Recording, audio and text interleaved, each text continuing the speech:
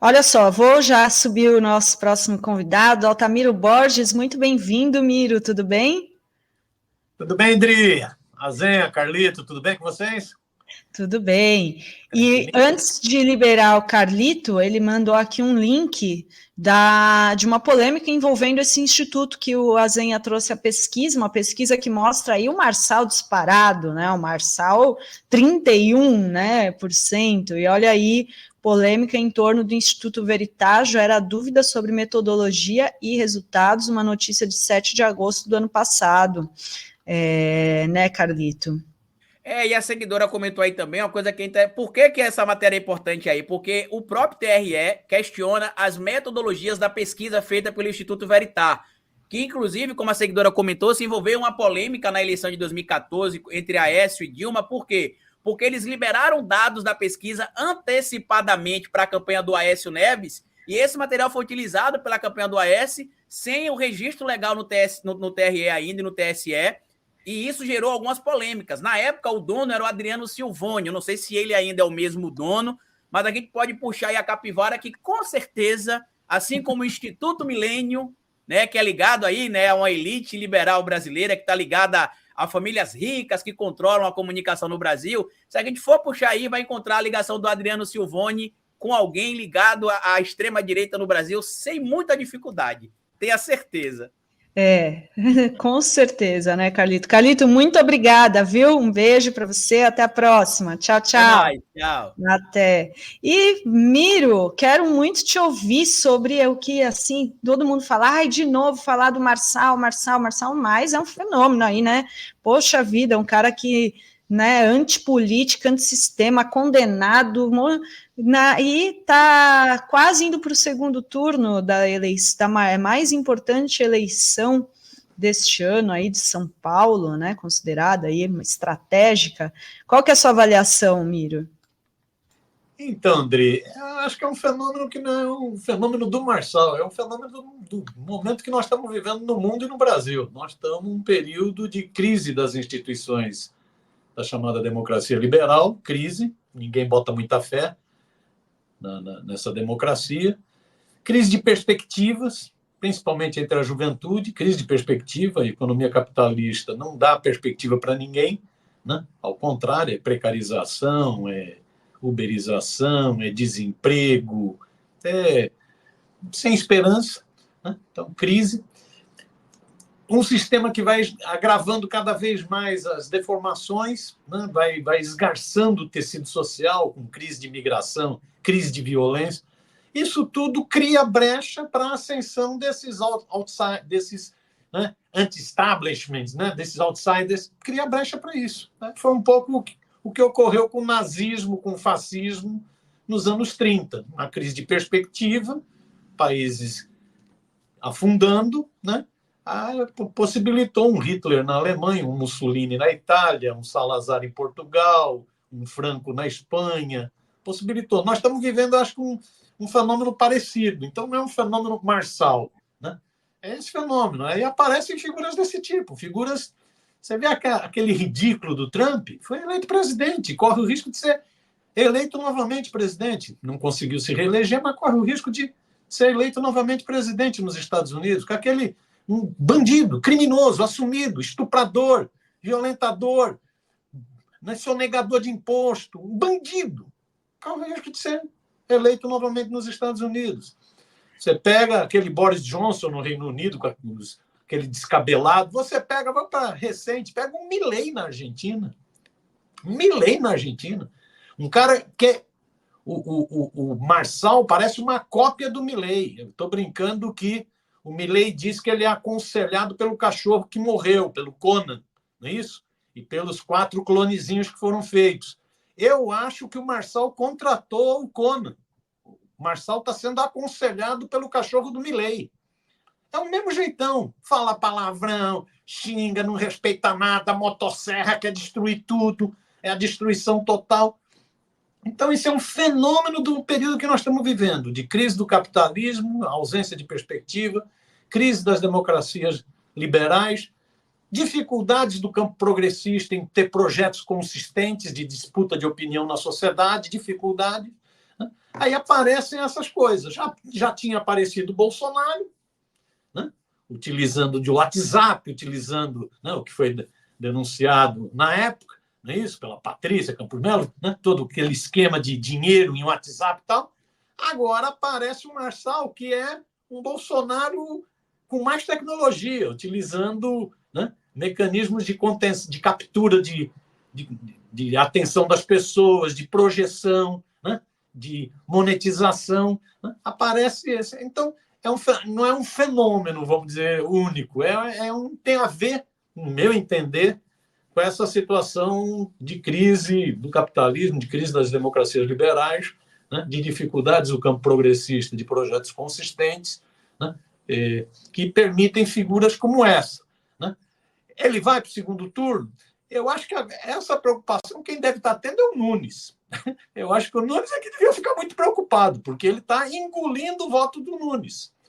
Não é para menos que está deixando o clã Bolsonaro, a família Bolsonaro, meio perdido, não sabe, cada dia fala uma coisa. Um dia fala que o Nunes não é o candidato dos sonhos, outro dia critica, diz que ele é imprestável, que o Marçal é imprestável. Né? Então, acho que quem deve estar preocupado é o Nunes, esse prefeito que ninguém sabia o nome, que está montado em grana, tem 12 partidos apoiando, 600 e poucos candidatos a vereador, baita capilaridade e está correndo risco. Né? E eu acho que o clã Bolsonaro, porque, de fato, pode ser uma nova liderança da extrema-direita, né, que aparece. Eu acho que, do ponto de vista do Boulos, a impressão, nesse momento, eleição é foto. Né? Nós estamos tendo uma foto. Esse momento, eu acho que a situação do Boulos é de uma candidatura consolidada, né? É isso, o Boulos tem um capital grande, não é um capital só dessa eleição, não é um capital do Lula. O Boulos foi para o segundo turno na eleição 4 anos atrás, sem o Lula, com o PSOL concorrendo sozinho. O Boulos foi o deputado federal mais votado de São Paulo. Então ele tem um capital próprio. O Boulos é uma baita liderança. Com todos nós, com os seus defeitos, com as suas qualidades, como todos nós. Né? Com erros de leitura, como todos nós cometemos também. Né? Então tem um baita capital. Esse capital ganhou mais força ainda, com uma coligação forte agora, com a federação, não é isso? Com a Federação Esperança, PT, PCdoB, PV, ganhou mais um reforço. Né? Ganhou o reforço do Lula. O Lula foi, na eleição presidencial de 2 anos atrás, 1 ano e meio atrás, o Lula foi mais votado na capital paulista. O Haddad foi mais votado do que o Tarcísio na capital paulista. Perdeu no estado, mas ganhou aqui. Né? Ganhou na capital. Então, eu acho que o Boulos está mais ou menos consolidado. Lógico que muita água vai rolar por debaixo da ponte, né? Mas está mais ou menos consolidado. Eu acho que a candidatura do Marçal, ela realmente é desesperadora para o Nunes, é desesperadora para a família Bolsonaro. Né? E pode ser um trunfo decisivo para o segundo turno. Né? Se a direita brigar muito, estou querendo ver, dizem que as peças de campanha, né? Que as peças de campanha do MDB para a televisão, que começa a semana que vem, estão bombásticas contra o Marçal. Eu estou querendo ver. Eu quero que eles briguem muito. Porque se eles brigarem muito, isso facilita muito o segundo turno. Facilita muito o segundo turno, porque quem for para o segundo turno, entre eles, vai meio cambaleante, vai bombardeado. Né? Então, eu acho essa pesquisa... Né? Já foi falado aí, né? O Carlito, inclusive, trouxe os dados. Né? Essa pesquisa é para desconfiar. Essa pesquisa. Essa empresa parece que transforma a pesquisa em grandes negócios. Transformou em um grande negócio em 14 com a Aécio. Mesmo na eleição de 2022, dava o Bolsonaro como vencedor. Né? Com pouca diferença, mas dava o Bolsonaro como... Né? E tem um monte de rolo. Né? Essa pesquisa, eu acho... Agora, vão ser muitas pesquisas, muitas fotos. Né? Vamos ver o que dá. Mas eu diria que, nesse momento, o Boulos está mais ou menos consolidado para ir para segundo turno. pelo patrimônio que a esquerda tem em São Paulo. Às vezes a gente fala São Paulo, parece que São Paulo é um antro do reacionarismo, só que a gente esquece que São Paulo elegeu Erundina, uma mulher nordestina, cheia de preconceito contra ela, elegeu Erundina, em plena ditadura, pleno final de ditadura. Né? A gente esquece que São Paulo elegeu, né, uma feminista, Marta Suplicy. A gente esquece que elegeu o Haddad. A capital paulista, ela é estranha. Ela é isso, ela tem a Zona Sul e a Zona Leste, né? Populares, povão, trabalhador, né? Que sabe o que são programas sociais, que sabe o que é polícia incomodando, né? Assustando e não dando a segurança que deveria dar, mas ao contrário. Né? Então, vamos ver. Mas está ficando uma eleição interessante. Eu estava mais preocupado com a eleição da capital paulista. Estou achando que está ficando interessantezinha. Eu queria fazer uma pergunta ao Miro sobre outro assunto, que é esse aqui. A Jandira Fegali publicou isso aqui. A reforma trabalhista de Michel Temer... Opa, voltou aqui. A reforma trabalhista de Michel Temer prometeu criar milhões de empregos, mas o que vemos 7 anos depois é um cenário de frustração para milhões de trabalhadores autônomos. 7 em cada 10, segundo a pesquisa publicada pelo UOL, desejam um emprego formal, com carteira assinada, para que tenham segurança. Veja como o mundo dá voltas ao Altamiro Borges. As promessas do Marçal são vazias, é por isso. Ele promete que o cara vai ganhar dinheiro investindo lá com o empreendedor, mas quantas pessoas de fato avançaram a vida com o Marçal? Então tá aqui. A realidade da precarização que se instaurou após a reforma neoliberal revela que é urgente reavaliar as políticas que incentivam a informalidade. É por causa dessa manchete do UOL. 7 anos após a reforma, 70% dos informais entenderam que era uma picaretagem para lhes roubar direitos. Só relembrando as manchetes da mídia tradicional, Altamiro Borges, a de cima é do jornal, aliás, é do Valor Econômico. Reforma trabalhista vai gerar 6 milhões de empregos, diz o Meirelles, quando o ministro Temer. Embaixo, o ministro do Bolsonaro, do Trabalho, Ronaldo Nogueira. Reforma trabalhista vai gerar 2 milhões de empregos em 2 anos. E aí houve um estudo já em 2021 mostrando que não houve essa geração de empregos, né, Miro? A mídia vendeu isso, a mídia paga, hegemônica enfim, vendeu essa ideia de uma reforma trabalhista que claramente não deu resultados. Pois é, Zenha. Primeiro, brincando com o termo reforma. Reforma, por exemplo, é a casa da Dri, pintadinha, bonitinha. Reforma sempre indica uma coisa boa. O que houve com o Temer foi uma deforma. Não foi uma reforma, foi uma deforma. Foi uma destruição. Né? Essa, inclusive, na minha opinião, foi uma das razões do golpe contra Dilma. Tem um belíssimo livro, que é O Golpe do Capital contra o Trabalho, de um grande jornalista chamado Humberto Martins, em que ele mostra exatamente isso. O golpe de 16, o golpe das tais pedaladas, né, da Dilma, aquela patifaria, misoginia, inclusive, contra a Dilma, uma das razões do golpe era exatamente implementar essa deforma trabalhista. Estava lá naquela ponte para o futuro, aquela pinguela para o passado do Michel Temer. Estava lá escrito. Era deforma trabalhista, para desmontar direitos de trabalhadores. Né? Então, ali foi uma deforma gravíssima. Foram mais de 200 direitos de trabalhadores que foram anulados. Algumas coisas excrescência. Por exemplo, esse negócio de trabalho intermitente, quer dizer, o cara chega no McDonald's, enquanto tiver trabalho, ele está recebendo. Enquanto não tiver público, ele fica sentado, parado, sem receber. Isso é um absurdo, isso é escravidão pura. Isso foi a deforma trabalhista. Desmonte de direitos. Foi o estímulo à pejotização, à quarteirização, à uberização. Essa foi a razão do golpe contra Dilma. Foi o golpe do capital contra o trabalho. Por isso que o capital bancou o Michel Temer. Era para fazer isso e depois o teto de gasto, para cortar gasto, para ter grana para pagar título da dívida pública, pagar juros. Esse era o objetivo do golpe. Né? E muito otário acreditou que era um golpe por causa de pedaladas fiscais. otário, bestão, topeira, imbecil, né? Acreditou nessa história que a mídia contou. Porque era o golpe do capital contra o trabalho. Então, de forma que retirou mais de 200 direitos de trabalhadores, de forma que abalou o poder da justiça do trabalho, tirou o poder da justiça do trabalho, e de forma que asfixiou financeiramente os sindicatos. Retirou a contribuição sindical. O sindicalismo recebia, naquele período, até 2016, os 13 mil sindicatos, federações, confederações e centrais sindicais no Brasil recebiam o equivalente a 2,3 bilhões de reais. Aquele dinheiro, um dia de desconto no salário no mês de maio. A partir da deforma do Temer, o sindicalismo passou a receber 200 milhões de reais. Centrais sindicais fecharam sede, sindicatos venderam colônias, demissão de funcionários. E não só o sindicalismo, porque o sindicalismo é que ajuda a luta popular.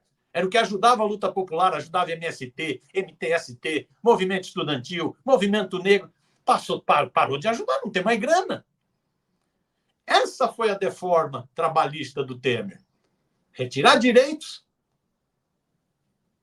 amordaçar a justiça do trabalho, retirar poder da justiça do trabalho e asfixiar financeiramente sindicatos. Foi isso. Era o golpe do capital contra o trabalho. E a pesquisa agora mostra. Tudo que a mídia vendeu era mentira, que ia criar empregos. Né? Tudo que a mídia vendeu era patifaria de uma mídia patronal, burguesa, que fez toda essa divulgação. Né? E não é de ontem, não. Semana passada, um editorial calhorda da Folha, essa Folha de São Paulo está impressionante.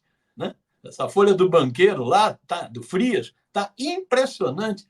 Semana passada, acho que foi quinta ou sexta-feira, com os novos dados de emprego no Brasil, que o desemprego está em 6,8, é o menor índice nos últimos 10 anos, a Folha tem a coragem de escrever no editorial que o desemprego diminuiu no Brasil em função da reforma trabalhista do Temer. É muito canalha. É muito canalha.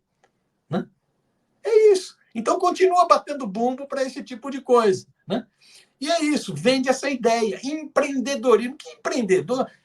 E o pior é que, às vezes, isso goteja na cabeça do próprio trabalhador. Ele acha que é um empreendedor. Empreendedor do quê, amiguinho? De Uber?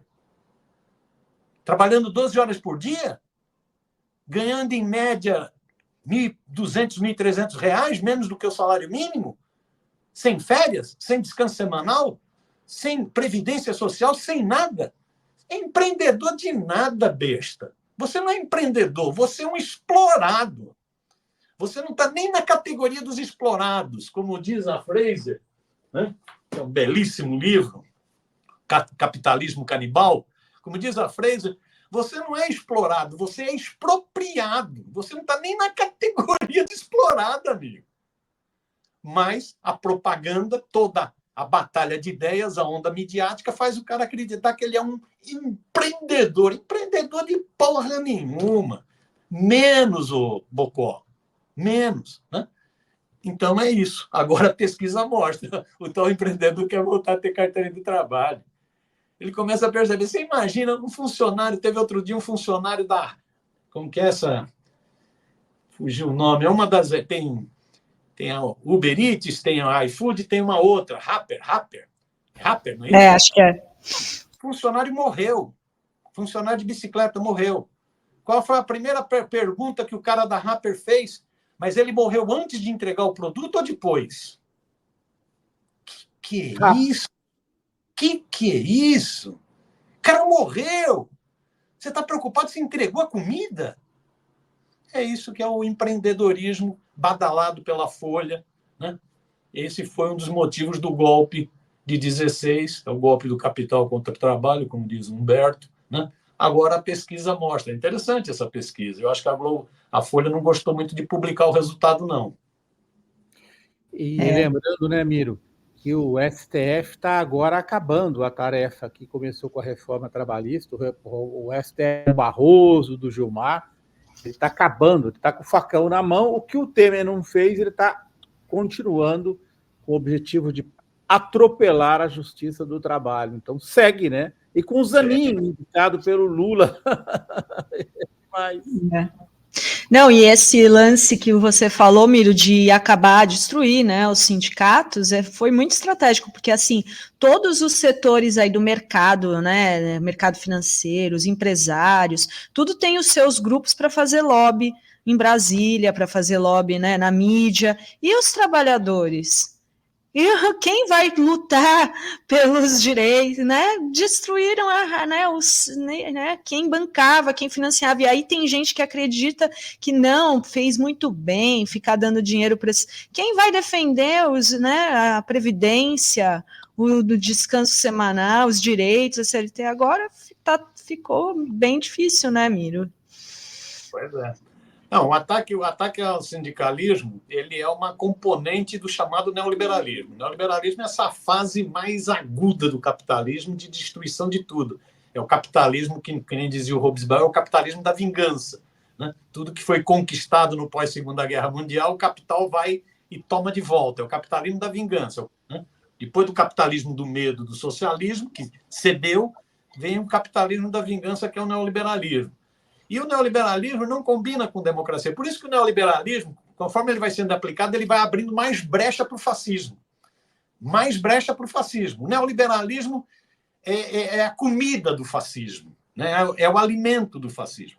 É bom a gente nunca esquecer a Margaret Thatcher, que é considerada a dama de ferro, a dama do neoliberalismo, uma frase que ficou clássica dela. Ela só conseguiu implantar o projeto de privatizações, de entregas, de Estado mínimo, né, no Reino Unido, tentar implantar o Estado mínimo, quando ela quebrou a espinha dorsal do sindicalismo. Foi a frase dela. Quebrar a espinha dorsal do sindicalismo, que era o sindicalismo dos mineiros. Ela tinha que quebrar. Foi o Fernando Henrique aqui no Brasil tentando quebrar a espinha dorsal dos petroleiros naquela greve, mas não conseguiu. Ô, Miro, posso lembrar o Ronald Reagan? Reagan assumiu, a primeira coisa que ele fez foi quebrar a greve dos controladores de voo dos Estados Unidos. Quebrar a espinha é essencial do sindicalismo. Pois é exatamente isso. Foi a Thatcher do Reagan, era isso. Isso continua. Você vê qual foi a atitude do Temer com o golpe de 16, com a reforma trabalhista. Você vê qual foi a atitude do Bolsonaro. Bolsonaro não atendeu durante 4 anos nada de movimento social. Nada de movimento sindical. Fechou todos os canais de negociação. Não tinha negociação. Acabou. Não tem conversa. E era para destruir realmente o sindicalismo. Então, esse é um objetivo da cloaca burguesa, é destruir o sindicalismo para poder exatamente avançar sobre direitos dos trabalhadores, avançar sobre salário, tal. Então, esse é o movimento que eles fazem. Eu acho... E isso vai fragilizando a luta dos trabalhadores. Se você junta isso com mudanças no mundo do trabalho, novas tecnologias, técnicas de gerenciamento, essa ofensiva fragiliza a luta dos trabalhadores. E é esse que eles objetivam. Você vê, Dri, 2010 foi um ano auge. Lula estava com popularidade de 80 e poucos %, a economia bombando, 7,5%, quase pleno emprego, 4% de desemprego no Brasil. Naquele ano, o movimento sindical elegeu 83 deputados federais. E eu estou falando de movimento sindical bastante amplo. Né? Elegeu 83 ou 84 deputados federais. Num Congresso, numa Câmara Federal de 513. Agora, em 2022, com todos esses ataques ao sindicalismo, o movimento sindical elegeu 33 deputados federais. Ou seja, cadê a representação dos trabalhadores no Congresso Nacional para defender diante dos lobbies? Porque o que eles fazem é isso que você está falando, é lobby. Eles não precisam fazer comício. Eles têm mala de dinheiro. É mala de dinheiro, é grana. É tutu, não precisa nem grana. Mala de dinheiro, basta um Pix. Né? Um Pix e pronto, já deposita uma fortuna na conta de um fulano. Né? São os lobbies empresariais. O movimento sindical, 30 e poucos deputados em 513. Aí você pega o lobby da bala, da indústria armamentista. Aí você pega o lobby do boi, desses que incendeiam, né, destroem a vegetação, botam fogo em vegetação. Você pega a bancada do boi. Aí você pega a bancada dos falsos mercadores da fé, dos mercadores da fé, dos pastores, bispos, apóstolos, tudo um bando de mercador da fé, lobista da fé. Você pega esse BBB, vê o lobby que esses caras têm no Congresso. Quero acrescentar, posso, Miro? Oxe. O lobby das empresas farmacêuticas que querem enfiar no SUS, porque é o seguinte, é o que acontece nos Estados Unidos, acontece aqui.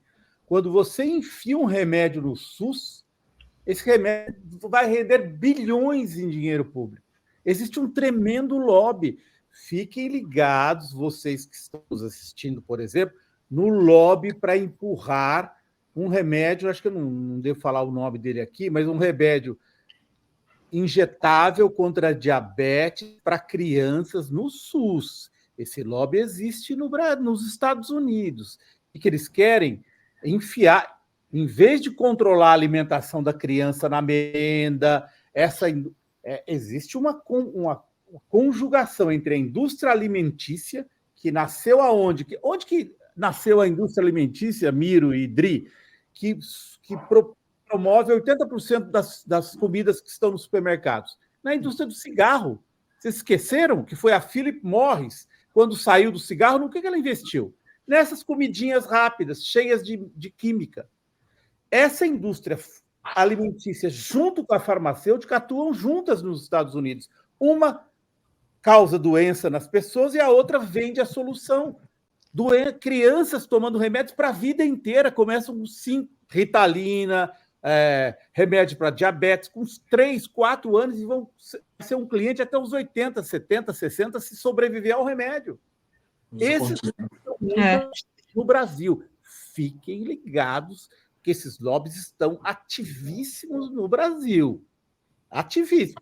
Como estão nos Estados Unidos. Eles estão tentando empurrar uma droga antidiabetes para a criança americana, vendendo. Não, isso é um direito da criança pobre. Gente, em vez de eliminar o açúcar da merenda escolar, de ter ultraprocessados, em vez de haver uma campanha nacional para melhorar a qualidade da merenda nos Estados Unidos, eles estão vendendo remédio para criança. É um absurdo o que está acontecendo. Sim. E esse lobby, Miro, desculpe eu interromper, era só para acrescentar mais esse lobby aqui no Brasil. Muito bem. Vende, né, dá a doença e depois vende o remédio, né? E tem o lobby dos planos de saúde ainda, né? A gente é outro capítulo, né, desses... Quando você fica doente de verdade, não trata o cara. Você paga a vida inteira. Não, agora o cara está doente, eu não vou tratar, não. Não, e aí eles controlam a ANS, né? Então você chega assim, você está pagando, aí chega o reajuste é de 20%. Você fala, mas a inflação é de 4%. Como que um reajuste? Ah, não, mas pela ANS o plano tem direito a reajustar 20% e tirar todos esses da rede, porque tem outro similar. Então você fica ali, não tem com quem reclamar. E eles controlam todas essas agências. Eu quero fazer para fora daqui a pouco uma reportagem sobre a Agência Nacional da Água, que está aumentando o nível de agrotóxicos, de venenos que pode... Não sei se mudou com o governo Lula, mas ela vinha aumentando os níveis que era possível ter na água que a gente bebe. Eles controlam as agências, né? Aqui no Brasil, e não é, isso é ultra neoliberalismo, como diz o Miro. Aqui e nos Estados Unidos, as agências são todas controladas pelo dinheiro gordo. Todas as regulamentações não são controladas pela população, mas são controladas pelo dinheiro. Então...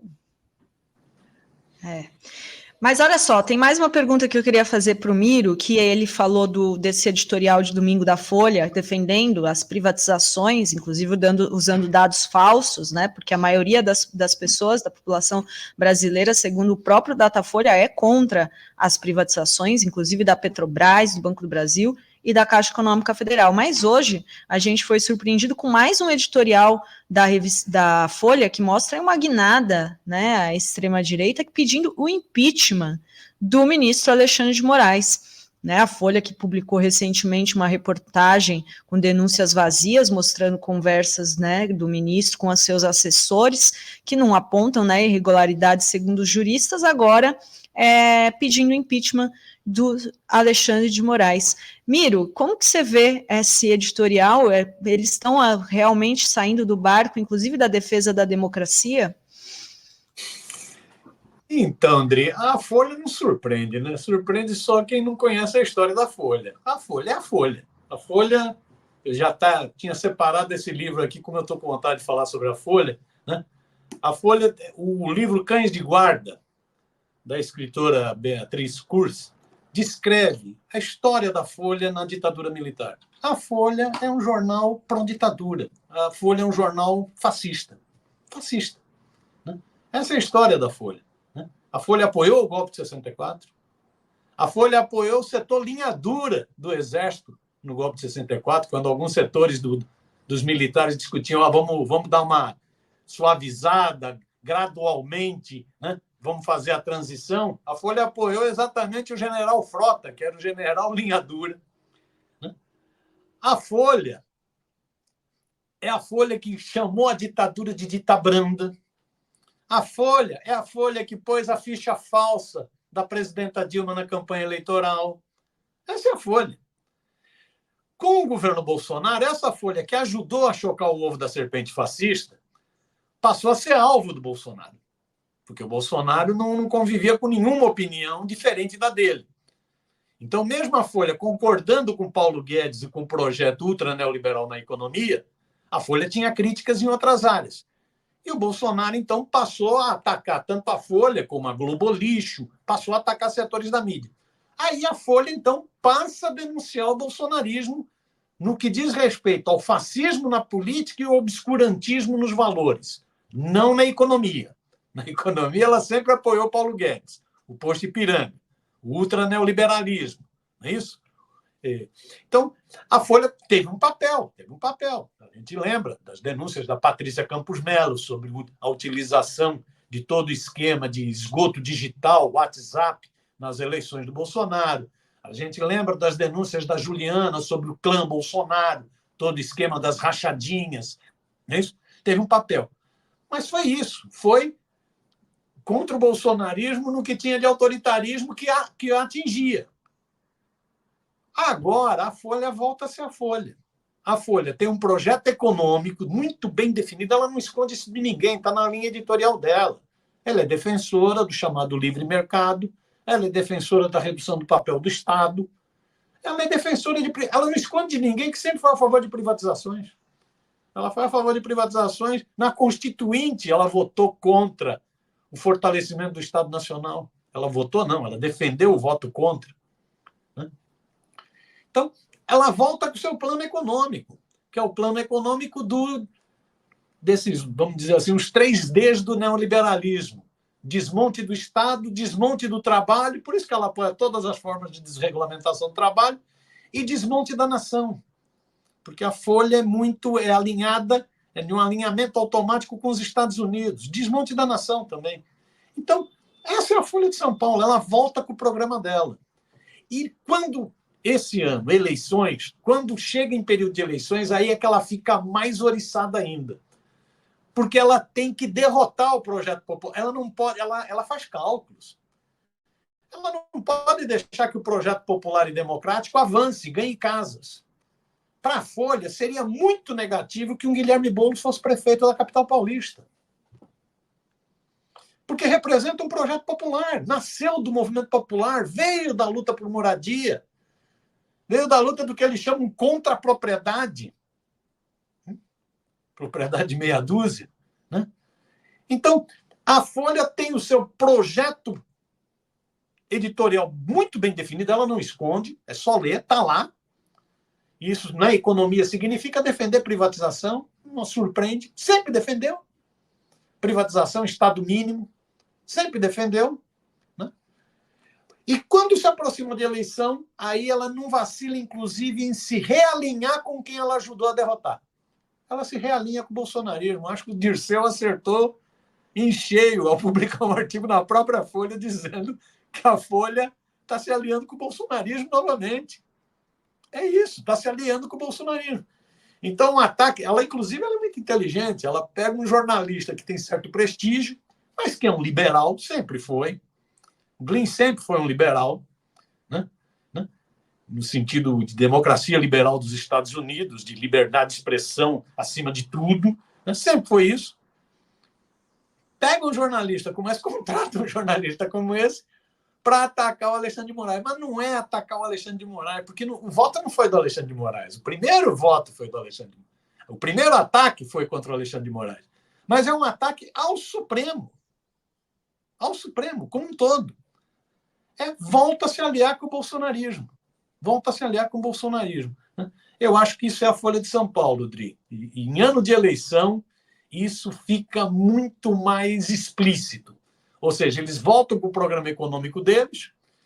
É programa na área da economia, é isso. É defesa da política macroeconômica neoliberal, que é juros altos, austericídio fiscal, libertinagem cambial, é o tripé neoliberal na macroeconomia. Eles voltam com a defesa disso. Voltam o Frias, né, o filhote do Frias, como um banqueiro, como bem disse, como bem lembrou a matéria da revista Fórum. Parabéns para a matéria da revista Fórum. Excelente. Foi citada ontem, não sei se você viu, Dri, foi citada no site do PT. O site do PT reproduziu a matéria da Fórum, elogiando, inclusive, a matéria. Está lá na capa do site do PT, que mostra a ligação do Frias com o banco. Não é isso? O dono de banco é isso, é um rentista, é um especulador. É um especulador. Ele é dono de banco, né? Ele é do PagSeguro. Ele é dono de banco. PagSeguro. Pois é, que a matéria da Fórum foi excelente. Volto a dizer, saiu, foi lá, virou destaque no site do PT. Excelente. Né?